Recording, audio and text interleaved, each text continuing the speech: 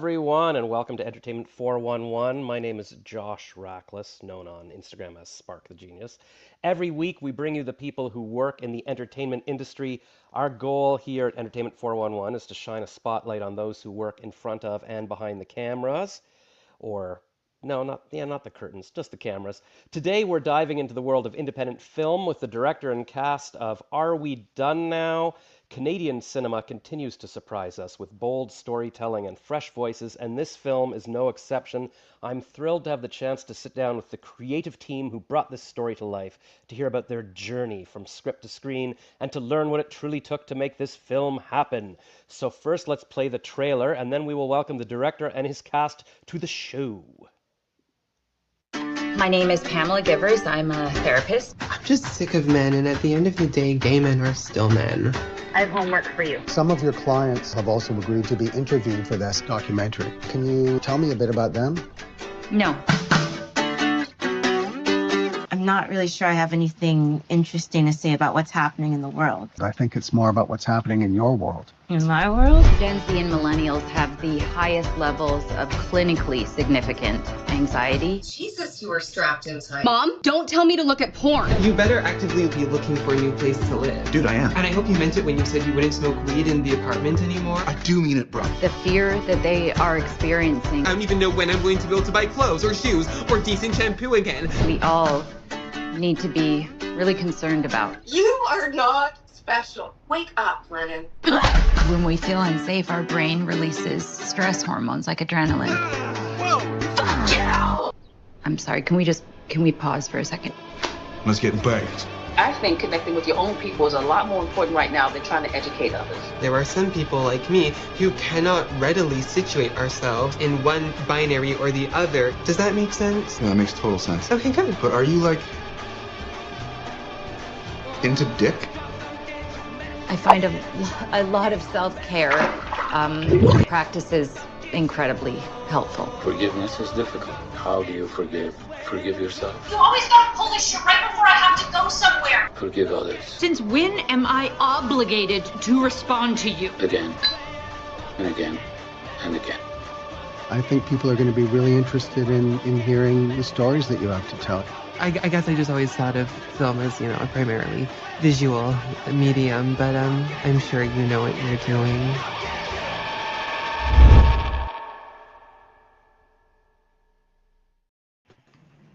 All right, well, let's try to find out if Ben does in fact know what he's doing. Welcome, everyone. Hello. All right, so we are live, so maybe the audience will even have some questions for us.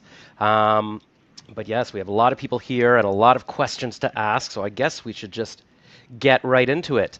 For Ben, what first inspired the idea for Are We Done Now, and how did the project come together? It was the beginning of COVID, or not that far into COVID, and my acting class that I teach and have been teaching for over 20 years had to move online. And some of the people here, Natalie and FAVOUR, were in that class, in that online class. Mm-hmm. And the discussions that we were having at that time, in addition to working on our craft together and keeping each other company at that strange time, we had some pretty big talks and some pretty big moments. FAVOUR had a pretty big moment, to say the least, that ended up, in a fictionalized version of it in the film. And some of the conversations we had with Natalie ended up in exaggerated and fictionalized versions too. And our other two actors you saw in the trailer, Giacomo Bassetto and Elliot Ramsey, they were both in class with me at that time also. And then Gabe and Camille, who were not in class with me, but I've had the pleasure of knowing them and working with them in different capacities as an actor and director for a long time. So I kind of brought in the kind of younger generation, the people I was working with in class, and the more seasoned pros. And everybody wanted to jump onto this project, and none of us were quite sure what it was, but my intuition said there was something worth pursuing. So we pursued it for 5 years, and here we are. Wow. So yeah, the movie, it was kind of like a reflection of real life happening, because there was like a Zoom acting class in the movie, and so that's kind of how you guys knew each other as well. And yeah, all right, it's very meta, self-referential or something. For all the cast, what was it about your character or the script that made you want to join the film? I mean, I guess maybe the fact that you were all in a class together. How about you, Favor? Yeah, it was an interesting time. This was back in 2020, and the world was very crazy, and there was a lot of uncertainty. And for me at the time, like my online Zoom acting classes were one of like my senses of normalcy, but it was also reflecting a lot of the bigger conversations that were happening in the world at that time, like Black Lives Matter. Um, and it was really cool because it was a huge shift in my sense of like my acting career and what I had to offer, as well as just personally, like I felt like I ended up working through a lot of like, I don't know, just anger that I'd pushed down for many years around racism. And it all kind of came out in acting class, like the perfect storm, because there weren't very many other outlets. And yeah, when Ben approached me about this project, I also was like, oh, this is not what I expected, because it didn't happen right after. It was a few months later. So yeah, it's really cool to watch how things evolved since then. Cool. Does anybody else have a story about joining the film? Well, sorry. We started during the pandemic, so it was nice to just have a thing to do. You're home in your apartment and you're going crazy, and so it was really nice to have a creative outlet and to get to work on something that was fun, and so that felt good for me. I second that. All right, so basically the consensus is it was something to do.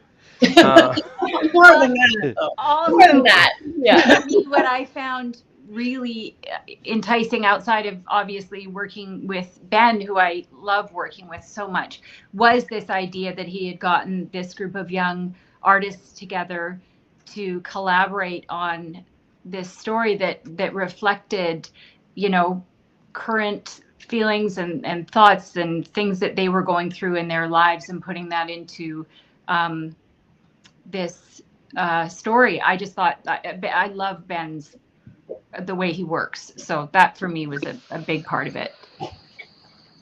Thanks, Kate. Yeah, like it's interesting because just watching it, I remembered all the stuff about COVID. Oh, right, the masks and I've sort of forgotten that stuff. Did you realize it was important at the time? I better be writing this as it's happening, so I'll remember what these feelings were like. Because I don't even know if I could write a pandemic movie now, because I don't really remember what happened. Well, for me, my intention was never to write a movie about COVID or the pandemic. It was just what was happening at the time. And masks were a very, very small part of that. It was more what was happening on the inside, not on the outside, and what was happening in the big picture. The whole world seemed to be changing. And, while we were sitting in our apartments or our homes or whatever, outside of our homes, there was massive change in sort of social movements and,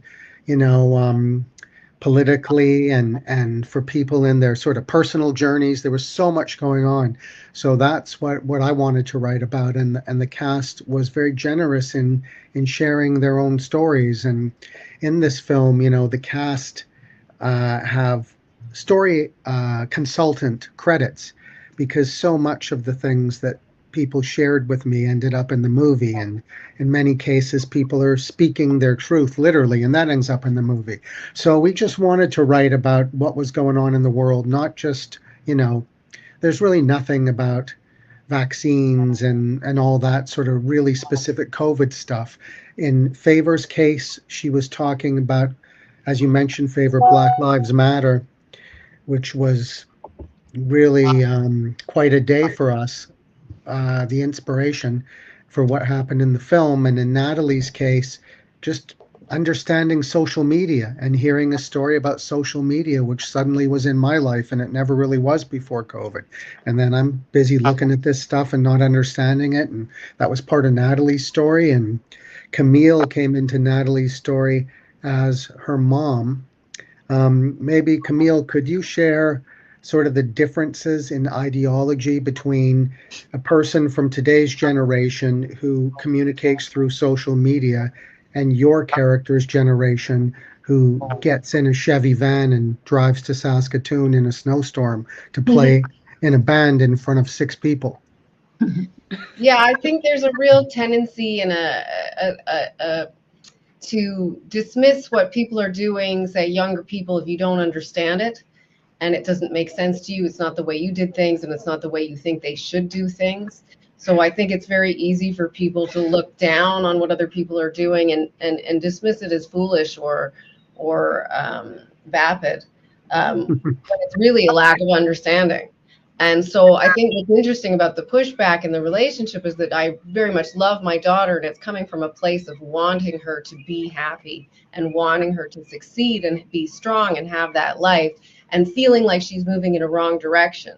But what we really need and what the relationship really lacks is connection. And I think that's what the movie speaks really well to, is the idea of isolation and connection. Well, that's, yeah, because, I mean, TikTok, everybody's saying like that was the time while everybody during COVID was locked down. That was the time to get big online. And I feel bad I missed that window because I was like, just like, I don't know what to do. And now I'm like, ah. But Ben, how did you manage to avoid social media until 2020? Like, what were you doing? Well, I had never seen TikTok. I had never looked at TikTok. I'd heard about it. My interaction with Twitter was very minimal, and Instagram, I don't think I was really doing anything. And, you know, I don't know. I just think that there's a lot of noise out there. And part of me wanting to write about Natalie's story was what I found when I looked at Natalie's TikTok was that she was putting out like really engaging, good content, acting videos. And I didn't know Natalie at that time, but then when I saw how good she was on those videos, and she was just so technically precise in what she was putting out there, it helped me sort of understand that perhaps, you know, at its best, social media isn't about vanity. It's about giving and offering something to people. And I think Natalie's following went up to, didn't you get 500,000 followers or something crazy? What was it?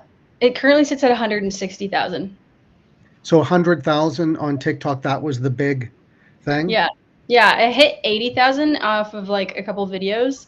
That was shortly after being in class with Ben. And in class with Ben is when I kind of brought up this idea of TikTok, and he was like, go for it. And so I was like, okay, I'm going to go for it. And put out a few videos, and it was like overnight, it blew up to like 80K. And then I was like, Ben, this just happened. And I have a couple of videos that are over 1 million views. And it was just so surreal, the whole thing. And that kind of led to my character being desiring to be a social media influencer, because it was kind of happening in my real life at the same time. Yeah. So like, Ben, were you writing these characters with these actors in mind? Or... Well, I always make these small little personal independent films, and I always write for specific people. And that's part of, just what works for me. I know that people are going to give a great performance because it's specifically for them. And there's just a lot of trust and collaboration in that. In Gabe's case, we had done films together before, and I directed Gabe in a film called Downriver, and we acted together in some things. So I was writing for Gabe, but not really to play Gabe. It was for Gabe to bring her qualities, her sense of humor and her warmth and her incredible listening and being present with other characters to play a therapist. But Gabe's not, in real life, Gabe's not a therapist. But Gabe certainly. Well, maybe she could be now. Maybe people will be like, I was sold. Yeah, exactly. But I did write that with Gabe in mind. And in Camille's case, same thing. When we were thinking of a mom for Natalie, and I wanted somebody who could really bring toughness, but intelligence, and not just be an asshole, but actually have a strong, clear point of view to, counter Natalie's character's developing point of view. And also, I know that Camille kind of knows that world from being in and around the music scene when, you know, that punk rock ethos is really get out and do it yourself. Don't talk about it, right? Play it, don't say it. And Camille understood that. And I know Camille and Gabe are both really funny, and humor is so important in my little films that people are able to find humor amidst, you know, the sort of chaos and the more tender stuff. You know, we don't want it to get sentimental. We want it to be kind in some ways, but we don't want it to be sappy. And some edgy humor keeps things from going in that direction. So Camille really was a musician traveling around in Saskatchewan or whatever? No, No? no, I Okay. wasn't. But my husband's a musician, so Wow. I do know. I've heard a lot of stories, and then I talked to him about it, and then I also did some research about women at the time in music, specifically the Riot Girls and stuff like that, and sort of the feminist ethos at the time, to kind of bring that to the character to make her point of view exactly specific and strong, so that she could really impose it or try to on her daughter and have that great pushback. Mm-hmm. Right. Oh my gosh. All right, Ben, I feel like I asked you this question the last time I interviewed you. Maybe not. But what were some of the biggest creative challenges you faced during production, and how did you overcome them?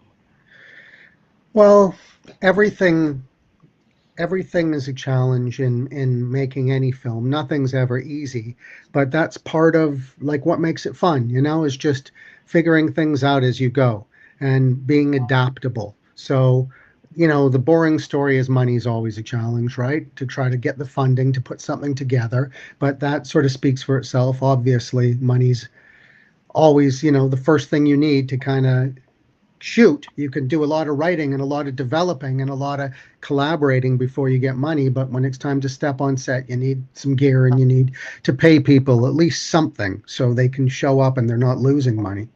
So your speech in the movie about, I can't film anymore because Yeah. I'm out of money, that was coming from a... Well, always, you know, always. I had some very generous executive producers who gave small bits of money.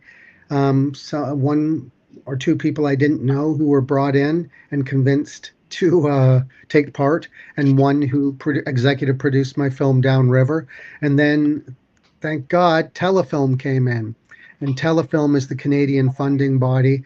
They saw a cut of the film and they really liked it. And they supported us by giving us completion funds so we could edit the film. And, you know, we have a lot of great contacts in the community who gave us deals. And so that's part of it. But, you know, the more kind of fun challenges are, well, for example, we shot this in 2 chunks.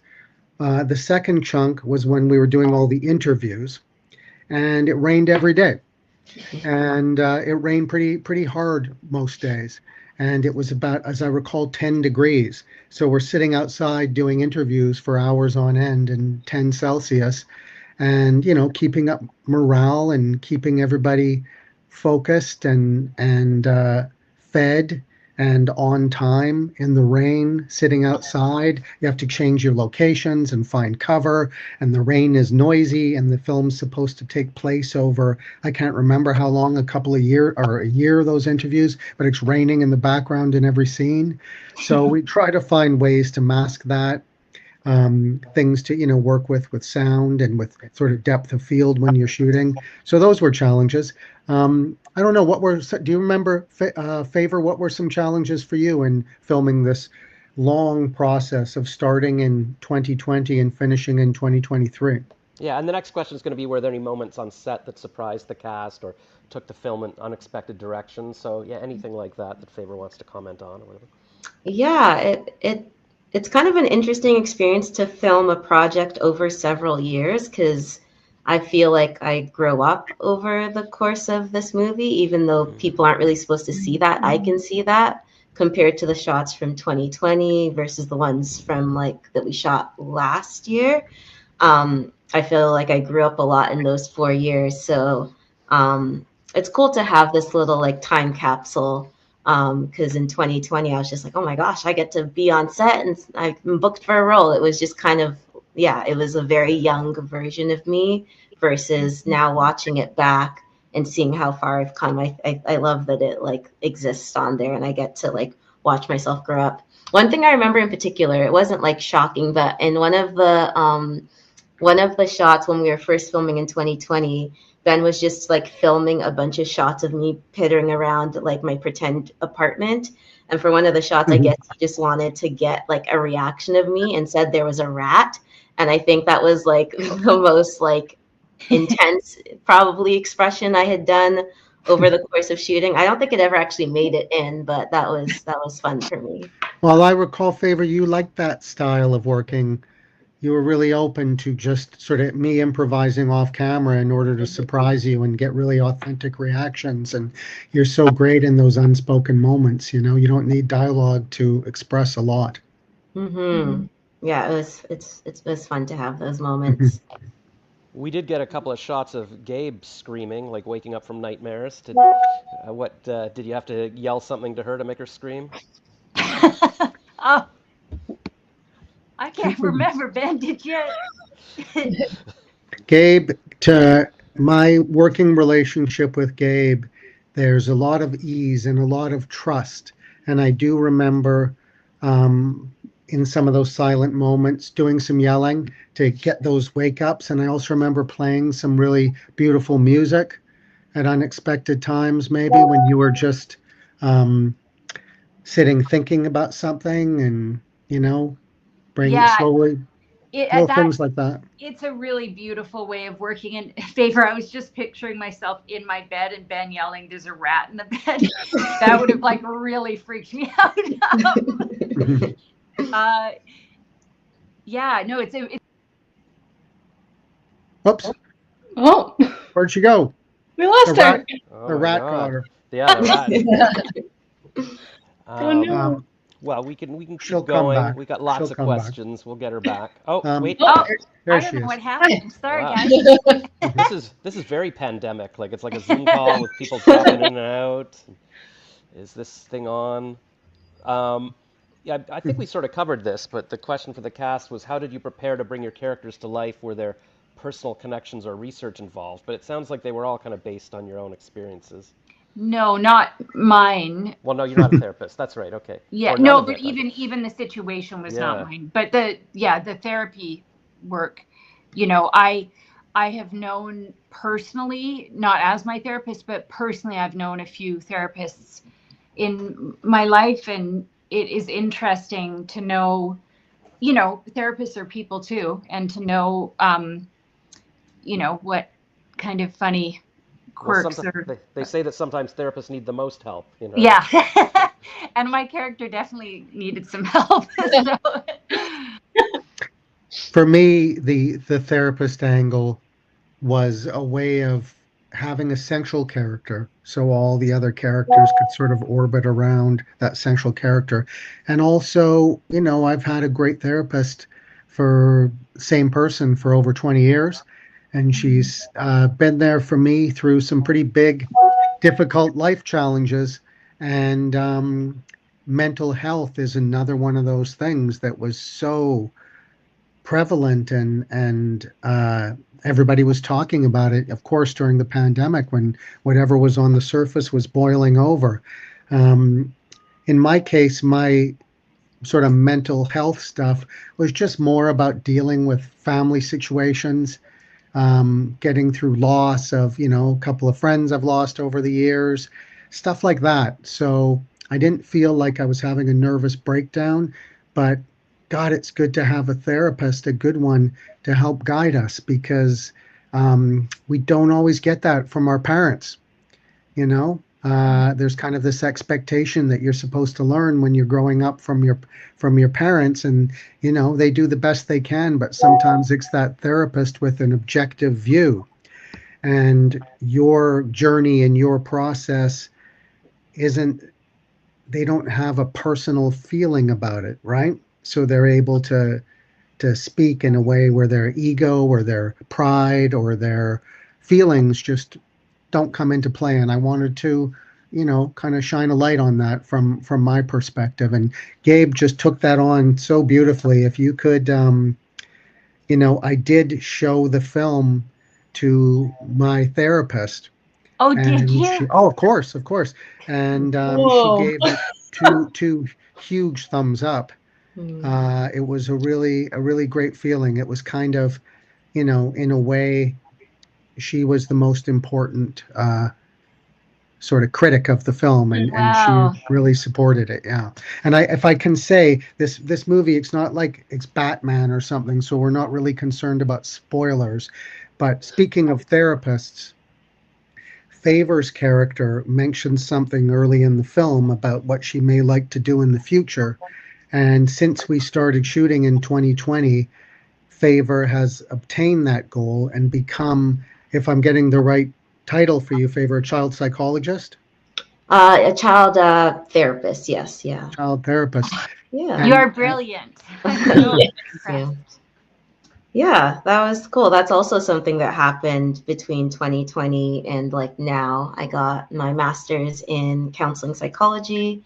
And yeah, I'm practicing as a child therapist. So I did put like parts of myself into Mercy, but I also do have a lot of my life that's not in there as well. So it's not like it's exactly me, but there are a lot of parts of me that I wanted to share. That's amazing. Wow. I have done nothing since 2020. I knew I was my master's. I actually looked up the Harvard website. I'm like, I don't know what I would take. So, but I did call BetterHelp. I did a consultation for half an hour, and then I was like, I can't pay $100 an hour for this. So I just stopped. I just figured I'd stay depressed. Next question to the cast: how did you prepare to bring your characters to life? And I feel like we've covered that, but if anybody has any thoughts of their process, so other actors can go, oh yeah, I should do that. What do you guys think? I mean, I think we all know that it was a lot of collaboration, a lot of listening. That's a big, I mean, I guess if you could say what is this film about? In a way, it's about listening to each other and the good that comes from that. And eventually Camille and Natalie's characters, mother and daughter, we do see them actually listening to each other as opposed to just talking over each other. And I think that was our greatest asset as a team, was having conversations and listening and giving each other space to talk.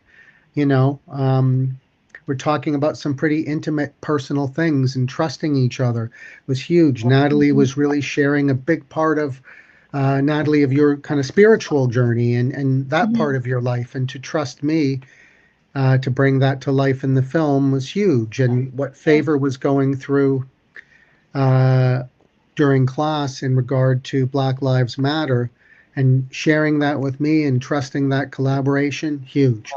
And everybody just bringing their kind of vulnerability and the high stakes. I think that was the most important part of making this film, is the collaboration and trust with everybody. And that's not to be sort of corny or sappy. I think that's the strength of the film that will translate to an audience. And we've already seen the people who have seen the film really respond to the authenticity of what all the actors brought and what we achieved together. That's the reason we want people to see the film, because it really is unlike anything out there. It's so personal but so universal at the same time. And this tiny little movie that, we made it for probably less than it would cost to buy a mid-sized SUV. It's a very inexpensive film, but it covers a lot of ground, and we're really, really proud of what we did together. And it's really exciting to be premiering this in New York at the Soho International Film Festival next month. And we'll see what the Americans think about it, because so far the Canadians have responded really well. That's exciting. Yeah, a personal question, because I noticed the trailer makes it almost seem like a goofball kind of comedy, but watching it, it's very intense, very sad, melancholy, kind of intimate, like you were saying. Is that kind of the tone you were going for, or how did you achieve the tone? I mean, language, there's many meanings that come from those words that you use, so I don't mean to correct you. My intention would never be sad. My intention would be to make it truthful to life, to hold a mirror up to nature.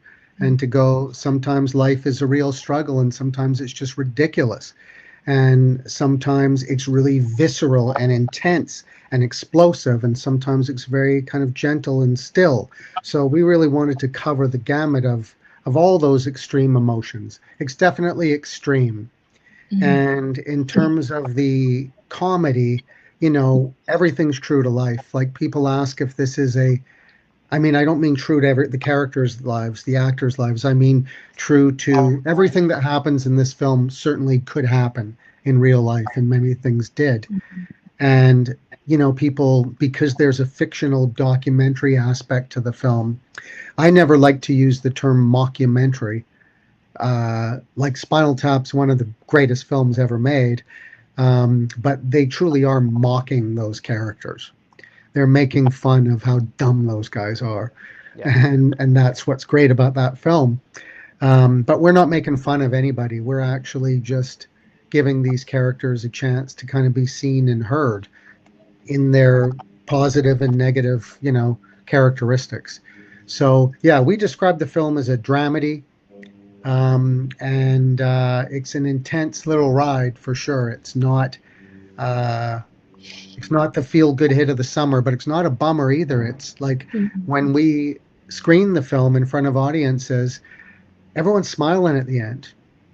People, when they come up, they feel good and they feel closer together and they feel seen, right? They feel the younger generation and the older generation, maybe this film can bridge some of those gaps, and maybe it can help people bridge a couple of gaps between gender and racial issues or judging each other's ways of connecting. That's the goal. And when we're doing it, you don't even really know what the goal is. We're just telling these stories. And then when it's all put together, you kind of go, okay, I think we achieved what we wanted to, but it's hard to know exactly what you're doing until, you're in that editing process with a film and you see what you really have. Yeah, I guess it's almost like doing an improv scene. You're like, we're going to keep it real. We're going to see where this goes. And at the end, you're like, oh, that's where it all went. And then also, it kind of felt like going through COVID watching the movie. Like, it's the lockdown. We're all depressed. We're alone. And then maybe that's how the audience feels at the end. Like, oh, okay, we're out of this, I think so. Somebody used the term COVID nostalgia at one of our screenings and said now people are ready for COVID nostalgia. So this is the perfect time for the film. So I hope that's true, because I understand that it's hard for people to go back. Some people... It seems like this weird dream. You're like, I don't remember. What was I doing? Because you don't know what... And I was... The way I felt about COVID at the beginning was like, oh, God, you know what? This is good. I don't have to have FOMO anymore. I can just stay at home. And nobody in the film had that, but I did watch the credits, and then there's a little Avengers, type thing at the end of the credits. It's like, the roommate guy is saying, yeah, I liked this. I didn't have to talk to people during COVID. I'm like, yeah, that's how I felt. So it was even a nice little stinger. Yes. Next question for each cast member. What do you hope audiences feel or reflect on after watching the film? Although I guess we just sort of covered that. But well, that was for me, but I'd love to hear from these guys, of course. Well, I think, I hope that the audience reflects on whatever it is that touches them personally in the film and brings up feelings for them. And for me, I think it's really important to remember how deeply we need human connection, and connection that isn't just behind screens or telephone lines, but actually being able to touch each other and see each other and connect with people in person, Yes. Yeah, I agree. The characters they go through struggles, but the struggles bear fruit, at the end, like they do in life. Like, you go through things that are hard. At the end, you're a different person. You're a smarter person. And I hope that the audience comes away with hopefulness, and I think they will. Yeah. Go ahead, Let's hear from the kids.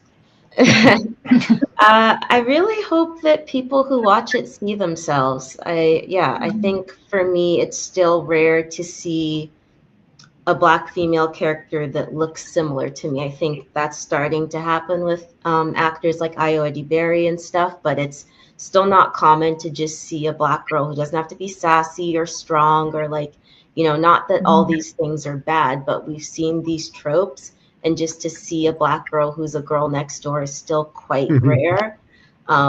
So I hope that people watch this and see somebody that feels like it could be their sister or their cousin or themselves, and like just a regular Black girl. You exist, and you deserve to be on screen too.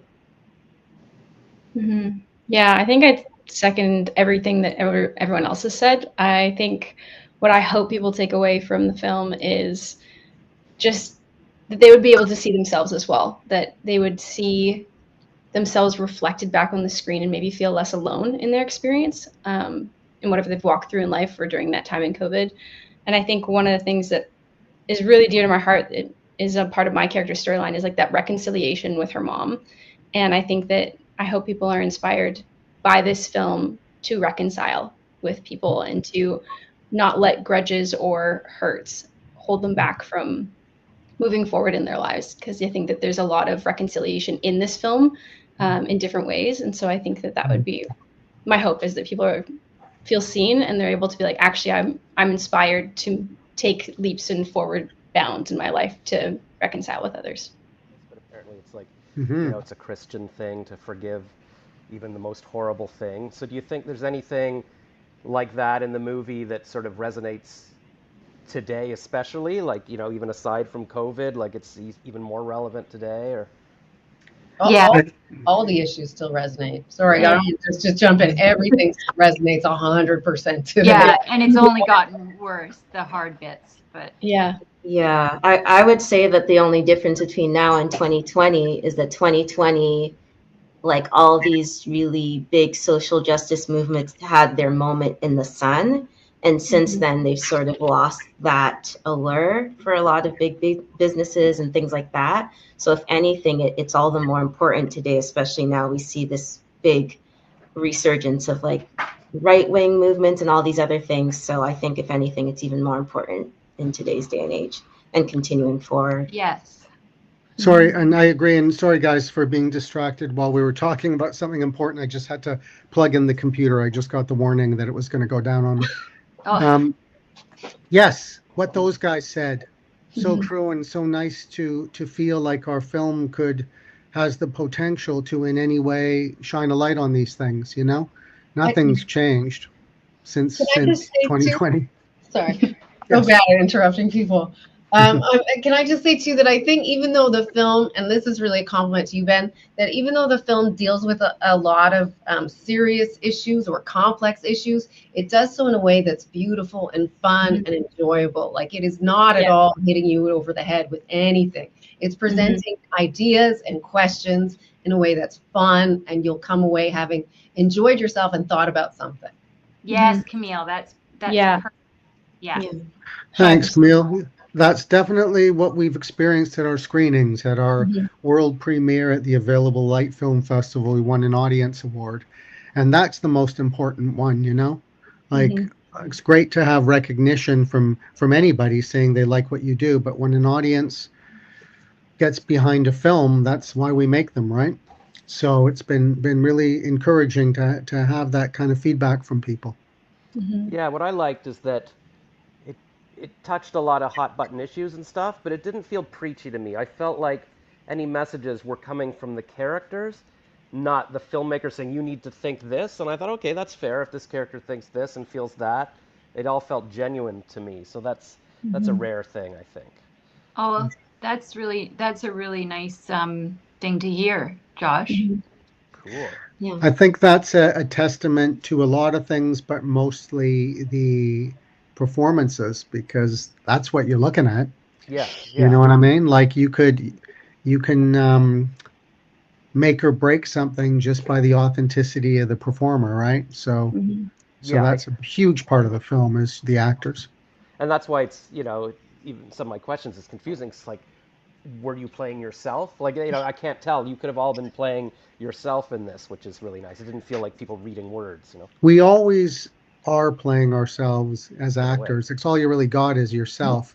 But, you know, you have to bring, I mean, there's lots of different ways to looking at how actors do it, but you got to bring your authenticity to the specific sort of behavior and objectives of the characters. But everybody's heart and soul comes through for better or worse in different ways in the film, you know? Yeah. Next question for all. How would you like to see the Canadian entertainment industry change? Hey, look, let's have another appointment on that. I know, maybe that'll be episode 2 of this. Now it's become Somebody- after a council meeting or something.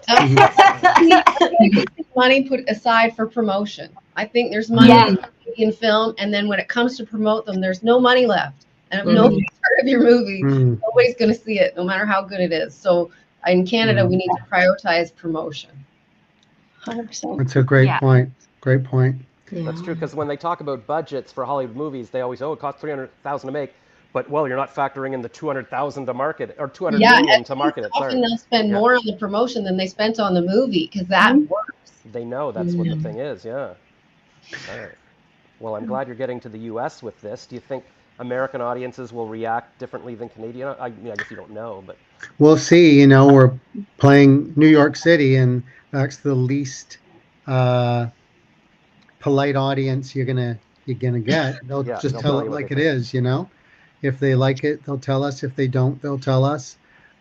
We sure hope we can spread the word amongst people we know in New York, but also it's really exciting to play the film in front of complete strangers, because that's that's the ultimate sort of experience of watching your film with people who know nothing about it, don't know the filmmakers, don't know the actors in many cases. There's going to be some of these actors especially are going to be familiar to certain audiences, but other audiences will be seeing people for the first time. So it's wide open what can happen. Hey Ben, where is the movie playing, and what's the date that it's playing? It's playing October 12th, and I can't remember the name of the theater right now. It's playing at 4 p.m. But it's part of the Soho Film Soho International Film Festival. They have a good website, sohofilmfest.com. And so I think they're gonna.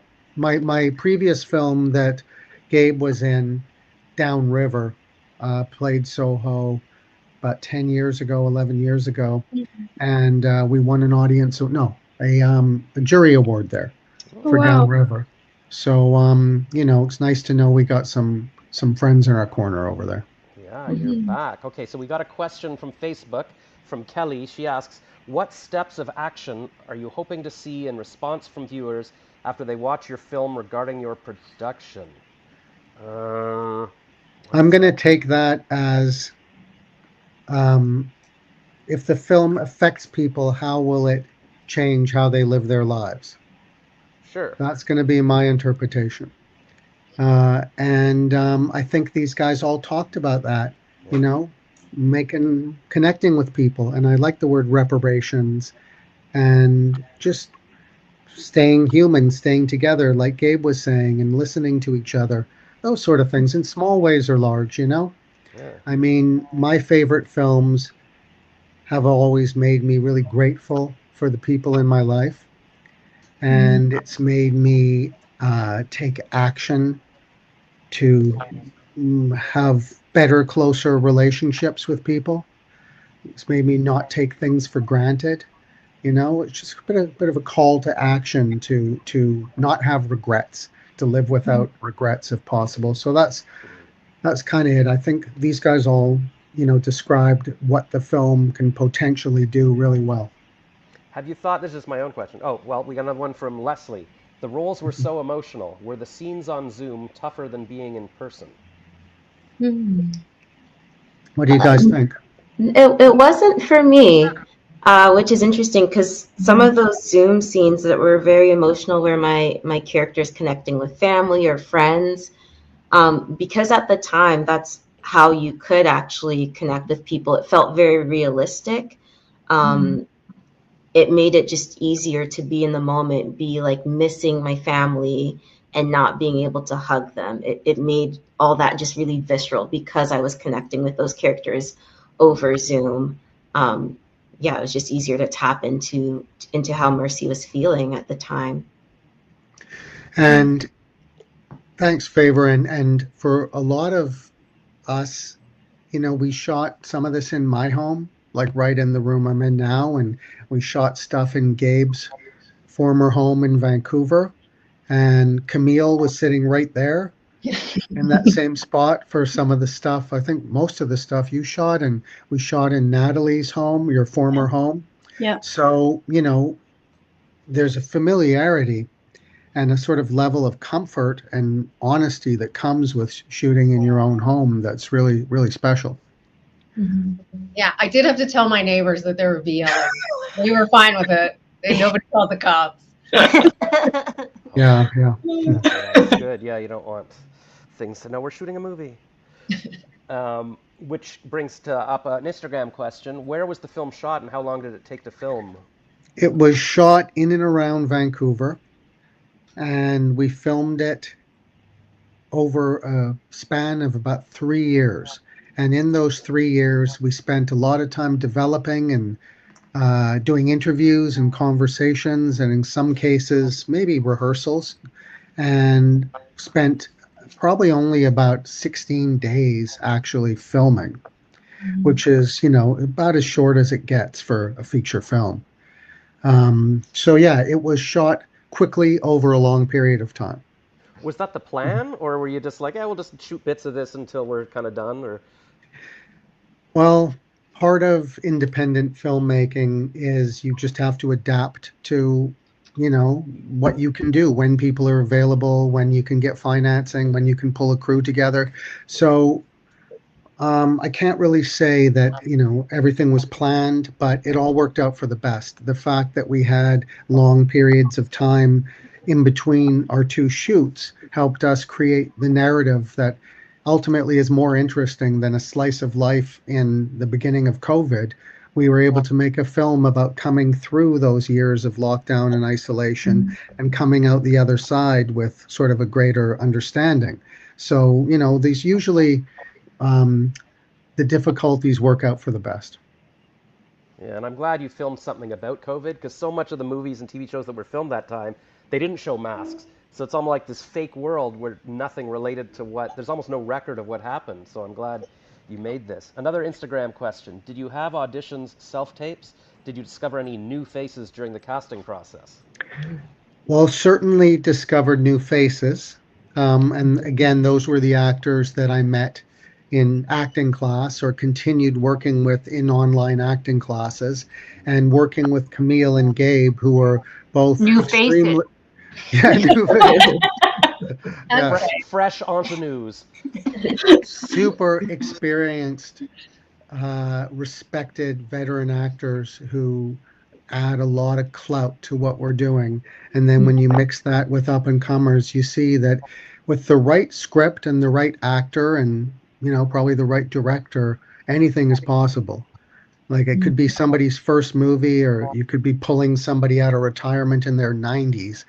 And when the elements are in place, like amazing things happen. Have you thought, and this is my own thought, like of doing like a sequel, like where are these characters now, 5 years or like after COVID, like, because it's still, like you said, it's still hot topics. I would love to do that.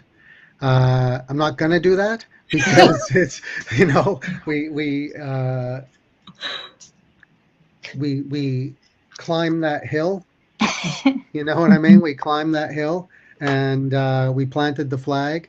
But I'd love to know what these characters are doing and what's going on. Certainly if we somehow got our hands on the financing and I called everybody up and found out everybody was reasonably available, I think, can I say, guys, we'd all love to keep going with these characters and see what happened.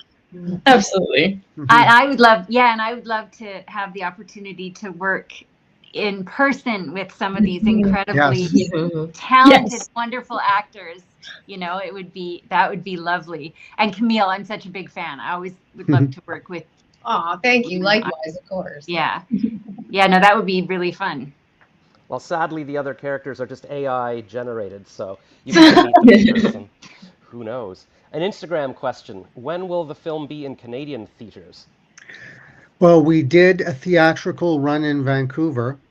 I can't remember when, April, May or something. And we sold out our screenings and added more screenings. We ran it at the VIF Center here in Vancouver and had a great time with that. And the next thing we're doing is actually going straight to VOD, video on demand. And that's coming up really soon, September 30th. Whether we all like it or not, the fact is so much of the film industry, especially independent films like these, where, like Camille mentioned, there's no budget for promotion. All we can do is get the stuff out where people can get it on streamers or on Rogers, Bell, Shaw, iTunes, and have these kind of connections with you guys, Josh, and with eBoss, and help spread the word that way. So we're really grateful for the opportunity to talk about it here. And it sounds like Natalie's TikTok page would be a good place to advertise. Absolutely. Yeah. I mean, 100 million views. I know, 1 million views. Yeah. That's a lot of views. I mean, you If gotta just paid $1, you'd have $1 million. It's a lot. It's daunting, truly, when you realize how many people that actually is. You're like, oh, that's a lot of people. Yeah, it's you can't even picture it. Yeah. Instagram question: does VOD mean streaming on Bell, Rogers, etc.? Yes, video on demand. But yeah, what does that like? I guess if you go into Rogers, they're going to say you can buy this movie for $5. Is that what it means? Yes, you can buy it or you can rent it, I guess, or it's just streaming on some platforms. You don't have to buy it or rent it. Eventually, it'll end up other places in Canada. Probably Super Channel, Tubi, those kind of places, you know? I mean, we all know that there's so many channels and so many streamers and so many things that there'll be places for people to find the movie. They'll get to it eventually. And the movie's, it's already, you know, a historical piece. So it's never going to go out of style to look back at this thing in history, you know, we know people will get to it eventually. Yeah, it'll be in the museums or something. I have a suggestion for like if you want to revisit the characters, why make a short film, like a 5 or 10 minute thing, like it's a Zoom call for the characters, so like an acting class, or you're sort of getting back together, and then it doesn't have to be a big budget thing. It can just be something like that. You know, stranger things have happened. When the call to do something happens, you know, we get creative and we figure it out. Mm-hmm. All right, next question for all. Who are your mentors and why? You guys. It's hard. I'll say Gabrielle Rose is one of my mentors. She's a Canadian actor and she's wonderful. And I've worked with her a lot and I've learned a lot from working with her, and she's just a phenomenal actor. So that's my pick. Nice one. I think I just interviewed her a couple of days ago, didn't I? I think you did. All right, yeah. It was very good. Now she's my mentor. For me, actually, Alison Wanzura, who is one of the actors in our film, she kind of opens up the movie at the start of it. She was my mentor, part of a young actors mentor program a few years ago. And so she and I did a short film together. And yeah, she's just been such a gem. And I'm so thankful for her. So she's one of my mentors. And Favor, you're just self-made? Yes, I am actually. There's a lot of people. I think I hesitate because there's so many people that I feel who have made me who I am, not just as an actor, but as a person. So I want to honor all those people, but I think I will give a shout out to a lot of the Black female actors I look up to. Some of them have formally been mentors to me. I feel like if I start naming names, then I'll forget some names, but just in general, a lot of Black female actors within Vancouver have really taken me under their wing and have been like a 911 call or just to shoot the breeze. So I'm so grateful for all of them. All of them who know who they are. I'm not going to name them. Soon, but I guess this festival is next. Is there anything after Soho? Are you going to like a world tour with this thing? We have some lines in the water, as they say, some hooks in the water. So we'll see what happens. I'm actually looking forward to getting into some new projects. So it's kind of balancing. You have to stick with this project and keep getting it out into the world. But, you know, I'm writing a couple of the next things I'd like to do. So everybody here has got a lot on their hands, and Camille's got a new movie coming out, and or a couple, and Gabe's got a show coming out soon, and I don't even know what Favor. I know Favor's got her practice and also other things, and Natalie's been. Didn't you just shoot something new also, Natalie, or didn't you just book something new? I just booked something. I'm going to be on set in a few days. So as much as we want to stick with the project, you know, everybody's got to move forward. That's the thing about being a creative team is you get together for this really, really intense, concentrated time together, and then everybody's got to kind of fraction off, of course, and find out what's next for them. All right, I'll stop angling for a sequel. You can just get your "Are we done now?" tattoos and have your memories like Lord of the Rings. Gabe didn't What? get to answer the mentor question. I don't know if you had an answer to that. I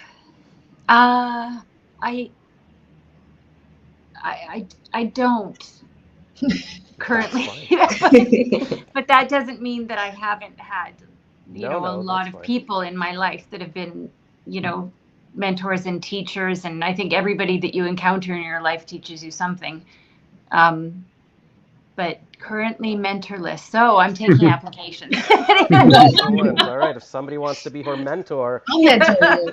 I'll mentor Camille's going to mentor you. I'm in. And I've had teacher. Sorry, I was going to say no. Yeah, but go ahead. I've had so many great acting teachers, but for me it goes back to like teachers in grade 1, Mrs. Hooper. Great, powerful, strong, influential woman for me. The way she dealt with us, treated us like people, not like little kids. I mean, she treated us like kids, but she also listened to us and didn't speak down to us. And I'll always remember her. And also like boxing coaches, one in particular, different coaches and teachers really kind of had a huge influence on me long before I started acting. But I've been really lucky in working with 3 of arguably the most influential living acting teachers, and carrying on their legacy in part is a huge part of my life. And then, of course, you learn so much from your students. In a way, my students are my mentors because you just really learn what's actually happening and what it all means when you in collaboration with the students. I think I've heard teachers say that, like I learn more from my students than they learn from me, and that's a beautiful thing, and that's kind of even what the teacher in the movie happened to him and everything. So it all comes full circle. Yeah. And I just want to say one of my favorite parts of the movie was when you're talking about budgets and you're like, some people want steak sandwiches, and the PA off camera says "F you" or something.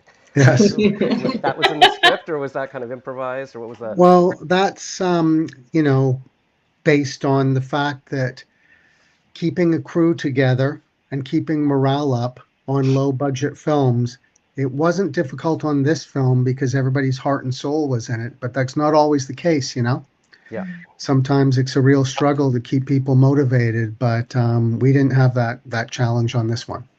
And we didn't have that challenge in this interview. It all went well. So a huge thank you to Ben and his cast for joining us today and sharing such thoughtful insights and behind-the-scenes stories. Independent Canadian films like this remind us how vital it is to support homegrown talent, both in front of and behind the camera. We can't wait to see how audiences respond to this film and see what's next for each of you in your career growth. On behalf of Entertainment 411 and eBoss Canada, we're grateful to celebrate the incredible talent shaping our industry. Until next time, keep supporting Canadian film. Keep the conversations going. Go to the Soho Film Festival and watch this. My name's Josh Rachlis, and thanks for watching Entertainment 411, and thank you everyone for being with us. Thank you very much, Josh. Thank you.